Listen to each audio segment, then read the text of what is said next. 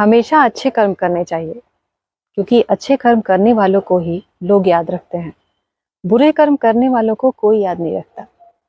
हम श्रेष्ठ धनुर्धारी के रूप में गांडीवधारी अर्जुन को जानते हैं, सूर्यपुत्र कर्ण को भी जानते हैं, लेकिन त्रेता युग में कुंभकर्ण का एक पुत्र था जिसका नाम था कुंभ। वो धनुर्धारियों में श्रेष्ठ था।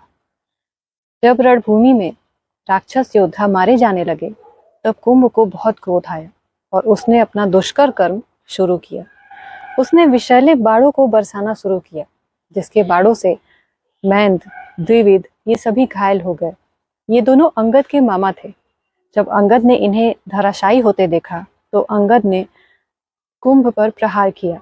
अंगद ने कुंभ पर पेड़ों को बरसाना शुरू किया, लेकिन वो अपने बाणों से उन सभी को चूर चूर कर देता था और उसने अंगद के शरीर पर बहुत बाण बरसाए, जिससे अंगद पूरी तरह से घायल हो गए। उनके शरीर बाणों से भर गए थे। फिर उसने क्या किया कि 2 बाणों को अंगद की आंखों के ऊपर मारा, जिससे खून बहने लगा और अंगद की आंखें बंद हो गई। लेकिन फिर भी उनका एक हाथ शाल वृक्ष पकड़े हुए था। उसे एक ही हाथ से अंगद ने उखाड़ कर उसके ऊपर फेंका, लेकिन कुंभ ने अपने बाण से उसे चूर चूर कर दिया और अंगद को भी एक बाण मारा। उसके बाद अंगद धराशायी होकर पृथ्वी पर गिर पड़े। ये बात जब श्री राम के पास पहुंची तो राम जी ने जाम्बवान, सुषेण, वेगदर्शी और सुग्रीव को अंगद की रक्षा के लिए भेजा। फिर ये सभी वहां आए, लेकिन जाम्बवान, सुषेण और वेगदर्शी के आगे कुंभ ने बाणों का पर्वत खड़ा कर दिया, जिससे आगे बढ़ना तो दूर, वे कुंभ को देख भी नहीं पा रहे थे। फिर सुग्रीव बड़े वेग से आगे बढ़े दूसरी तरफ से। उसके बाद उसने सुग्रीव पे भी बाणों का प्रहार किया।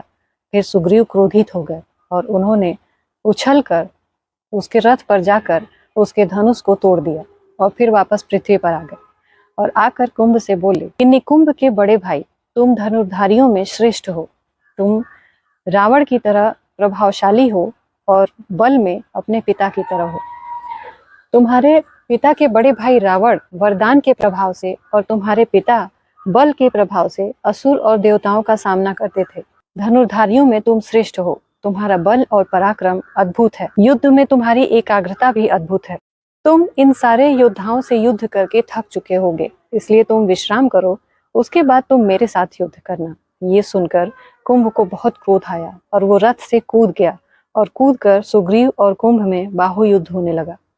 उसके बाद सुग्रीव ने कुंभ को मार दिया। तो श्रेष्ठ धनुर्धारी कुंभ भी था, लेकिन कुंभ का कोई नामो निशान नहीं जानता है। आप जानते थे क्या? कमेंट करके जरूर बताइएगा। जय श्री राम।